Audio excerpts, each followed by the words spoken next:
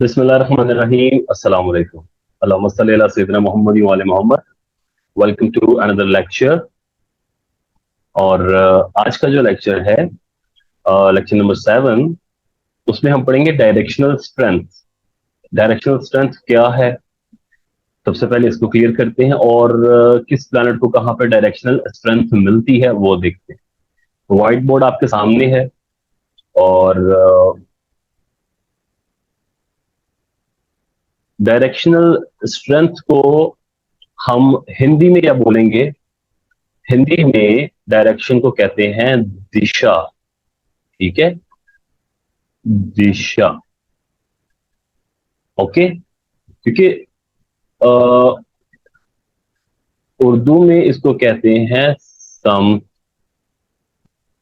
ठीक है ना, हम कहते हैं ना इस समत में जाओ, इस डायरेक्शन में जाओ, तो हिंदी में कहते हैं इस दिशा में जाओ। दशा और दिशा में फर्क है। दशा मीन्स पीरियड, टाइम का पीरियड। ओके, दिशा का मतलब है सिमत। एक जेर और जबर का फर्क है, ये आपने हमेशा याद रखना है। दिशा और दशा को कभी मिक्स नहीं करना।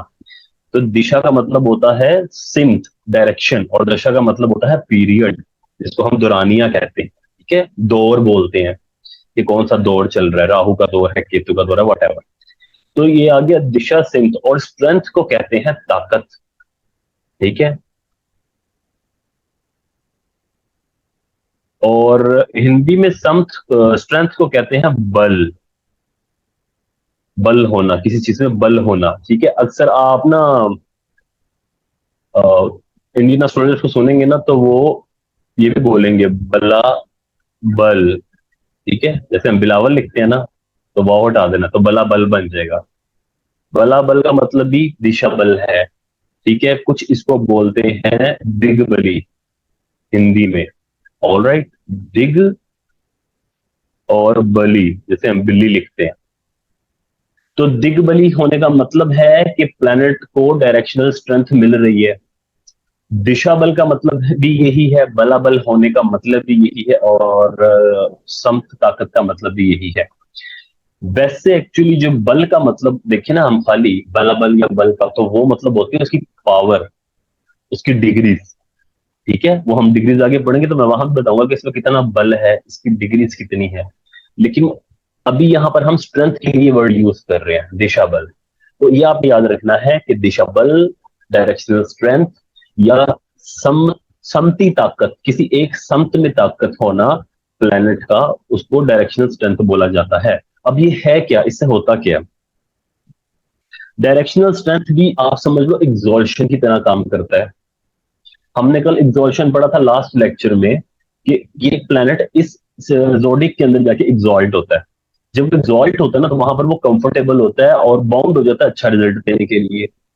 इसी तरह जब भी कोई प्लेनेट अपने फेवरेट प्लेस में जाता है, अपने फेवरेट घर में जाता है, तो वहां जाकर उसको स्ट्रेंथ मिलती है, ताकत मिलती है, तो वो वहां और अच्छा रिजल्ट देना शुरू हो जाता है।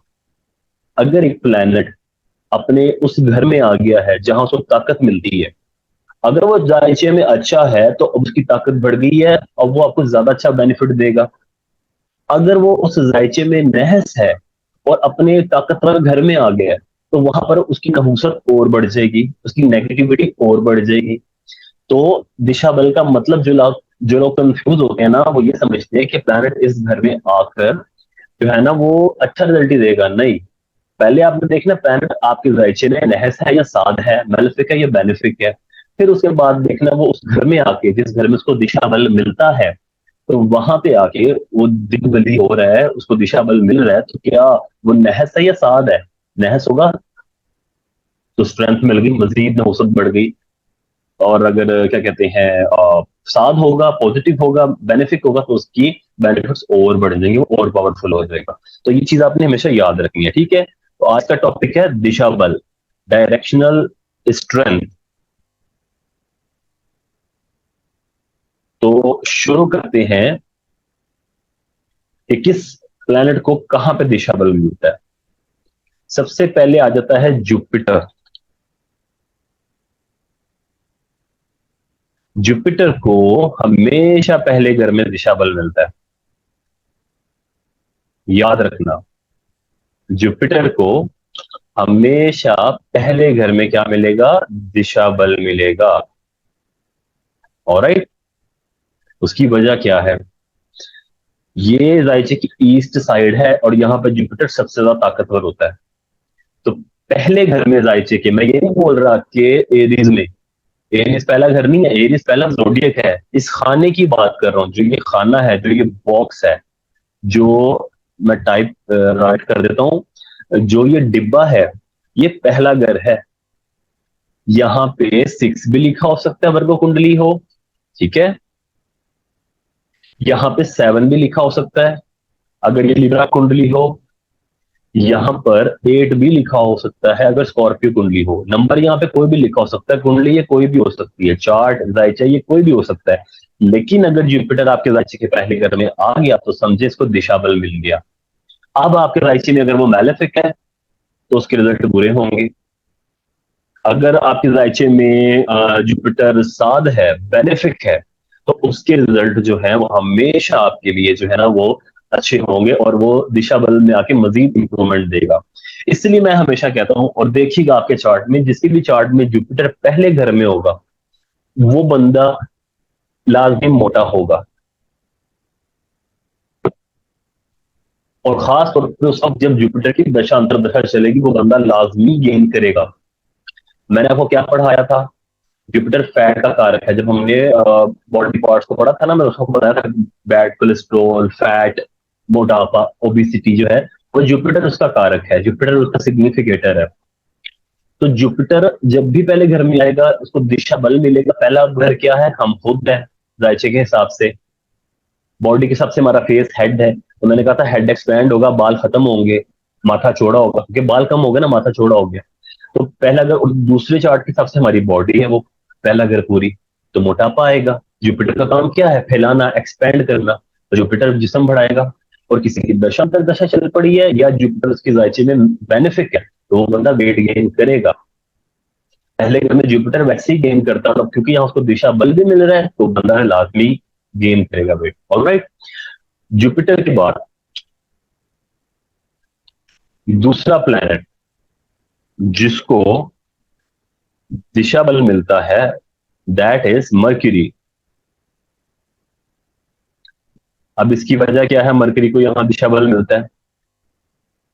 उसकी वजह ये है, जब मैंने कल आपको एग्जॉल्शन पढ़ाई है तो एग्जॉल्शन में मरकरी कहाँ एग्जॉल्ट हो रहा था? मरकरी एग्जॉल्ट हो रहा था बुर्ज सुंबला के अंदर। वो अपने ही घर में एग्जॉल्ट हो रहा था। अपने घर में एग्जॉल्शन होने की वजह से उसको अपने ही घर में दिशा बल मिलता है। क्योंकि जब मैं वर्गो कुंडली बनाऊंगा, सॉरी, जब मैं वर्गो कुंडली बनाऊंगा तो वर्गो की कुंडली में पहले घर में यहां पे क्या लिखा होगा? 6 लिखा होगा। तो मरकरी वर्गो कुंडली में अपने ही जायचे में एग्जॉल्ट होता है, इसीलिए अपने जायचे, अपने कुंडली में, अपने जोडिक में, अपनी राशि में एग्जॉल्ट होने की वजह से जुपिटर को दिशा बल भी अपने ही जायचे में मिलता है, अपने ही घर में मिलता है। तो जुपिटर को पहले घर में दिशा बल मिलता है और मरकरी को भी पहले घर में दिशा बल मिलता है। अच्छा, अब आप कहेंगे शायद अगर 6 यहां लिखा हो तो यहां मरकरी आ जाए तो दिशा बल मिलेगा। नो, यहाँ पे दिशा बल नहीं मिलेगा। दिशा बल हमेशा मरकरी को पहले ही घर में मिलेगा। आपने ही हाउस वाइज याद करना, राशि वाइज याद नहीं करना, जोडियक वाइज याद नहीं करना। सो जायचा कोई भी हो, पहले घर में अगर मरकरी या जुपिटर आ जाए तो आपने समझना इनको दिशा बल मिल गया है। अगर पहला घर आपका जुपिटर और मरकरी के लिए बेनिफिट हुआ, वो अपने फ्रेंडली साइन के अंदर आया, तो समझिएगा आपको मरकरी और जुपिटर वाला बेनिफिट मिलेगा, अदरवाइज वो आपको नुकसान देगा। Next, next is moon. What is moon? Moon is mother, moon is emotion, moon is तमाम आसाइशें, हार्ट। चौथा घर मून को इसलिए दिया गया ना, तो इसलिए मून अपने ही घर में एक दिशा बल मिलता है मून को। तो किसी के भी जायचे में चौथे घर में मून है तो समझो उसका मून, उसके मून को दिशा बल मिला है, स्ट्रेंथ, एक्स्ट्रा स्ट्रेंथ मिली है। अब अगर मून उसके जायचे में साल है तो मून अच्छा रिजल्ट देगा, अब अगर मून उसके जायचे में नहस है तो बुरा रिजल्ट मिलेगा। Alright, similarly what is Venus? Venus represent ladies in your life. Venus represent तमाम आसाइशें, सुख, लग्जरीज, घर, गाड़ी, मकान। फोर्थ हाउस में मैंने क्या बताया था, लग्जरीज का हाउस है ना, तो तमाम लग्जरीज वीनस है। लेडीज आपकी लाइफ में जितनी भी आती हैं वो वीनस है। लड़के हो तो आपकी वाइफ वीनस है। तो दैट इज वाई लग्जरी के हाउस में ही, उस तमाम सुख सहूलतों के घर में ही वीनस को डायरेक्शनल स्ट्रेंथ मिलती है। अब आपने देखना है आपका वीनस अगर फोर्थ हाउस में है तो समझो कि आपके वीनस को दिशा बल मिल गया। वीनस यहां पर अगर, यहां पर समझो आपके चौथे घर में वीनस है और यहाँ पे 12 लिखा हुआ है, यानी वीनस एक्सॉल्ट भी हो रहा है यहाँ पे। पाइसिस 12 का मतलब पाइसिस, तो वीनस पाइसिस में एक्सॉल्ट भी हो गया और दिशा बल भी मिल गया, तो आपको तमाम सहूलतें इंशाल्लाह मिलेंगी अगर डिग्री वाइज वीनस स्ट्रॉन्ग हुआ तो। ऑलराइट, सॉरी आवाज में थोड़ी डिस्टर्बेंस हो सकती है, बारिश बहुत तेज शुरू हो गई है भाई। Okay, now now it's time for Saturn. Saturn कहां पे एग्जॉल्ट होता है? लिब्रा में। What is Libra? लिब्रा का नंबर क्या है? 7। मैंने जो ऑर्डर पढ़ाया था आपको एरिस से पाइसेस तक, इसमें नंबर 7 इज लिब्रा। लिब्रा में ही सैटर्न एग्जॉल्ट हो रहा है और लिब्रा में ही सैटर्न को दिशा बल मिल रहा है। उसकी एक वजह है, हमेशा याद रखना, जो ये साइड है ना पहले घर वाली, यहाँ पे ये साइड, ये ईस्टर्न साइड है आपके जायचे की, मैंने ई लिख दी है। ओके, और जो वेस्टर्न साइड है, ये नीचे वाली, इसको कहते हैं वेस्ट। ठीक है, ये मैं वेस्ट लिख देता हूं और इसको मैं कर देता हूं साउथ। ये जायचे की साउथ साइड है। ठीक है, and last but not the least, ये साइड आ गई नॉर्थ। अब आप देखो, सूरज ईस्ट से तलू होता है यहां से, मैं मेंशन कर देता हूं, यहां से सूरज तलू होता है। सूरज आता आता आता आता यहां पे आ जाता है, फिर समझो आता आता यहाँ पे आके वेस्ट में मगरिब में गरूब हो जाता है। सूरज क्या है? सूरज रोशनी है। सैटर्न क्या है? अंधेरा। तो जब रोशनी खत्म होगी अंधेरा शुरू होगा, अंधेरा खत्म होगा रोशनी शुरू होगी। तो सूरज यहाँ पे क्योंकि सातवें घर में आके गरूब हो गया, सूरज का हमने क्या पढ़ा है, लिब्रा के अंदर डेबिलिटेटेड होता है, इसीलिए होता है क्योंकि लिब्रा 7 नंबर है। सूरज यहाँ पे आके गरूब हो जाता है सातवें घर में, क्योंकि वो यहाँ से तलू हुआ था, यहाँ से आके यहाँ पे आके गरूब हो गया। और यहाँ पे साइन क्योंकि लिब्रा बनता था जोडिएक, इसलिए लिब्रा के अंदर डेबिलिटेटेड होता है। अब जब सूरज गरूब हो गया तो इतनी रोशनी खत्म होगी, तो क्या शुरू हुआ? रोशनी गई तो अंधेरा आया। तो सैटर्न अंधेरा है, सैटर्न रात है, तो सैटर्न इस 7th हाउस से तलू होता है और फिर सैटर्न यहां से ट्रेवल करता करता वापस जो पहले घर पे आता है और आकर सैटर्न गरूब हो जाता है और सूरज तलू हो जाता है। तो पूरा सर्कल दिनों रात का चल रहा है। इसीलिए क्योंकि सैटर्न तलू लिब्रा में होता है, तो इसलिए उसको दिशा बल भी यहां ही मिलता है। ऑलराइट, इसकी डिटेल्स मैं बाकी आपको और अगले लेक्चर में समझाऊंगा, जब आपको बेसिक समझ आ जाएगी ना, फिर मैं मुश्किल चीजों में जाऊंगा ताकि आपको वो ना हो। मैं भी एक्सप्लेनेशन में ज्यादा नहीं जा रहा, आप कंफ्यूज हो गए, ये आगे जाके बहुत डिटेल में बताऊंगा कैसा हुआ क्यों। नाउ 10th हाउस, सूरज को हमेशा 10वें घर में दिशा बल मिलेगा। कल भी मैंने बोला था कि मार्स जो है ना वो 10th हाउस काल पुरुष कुंडली में किसका घर है?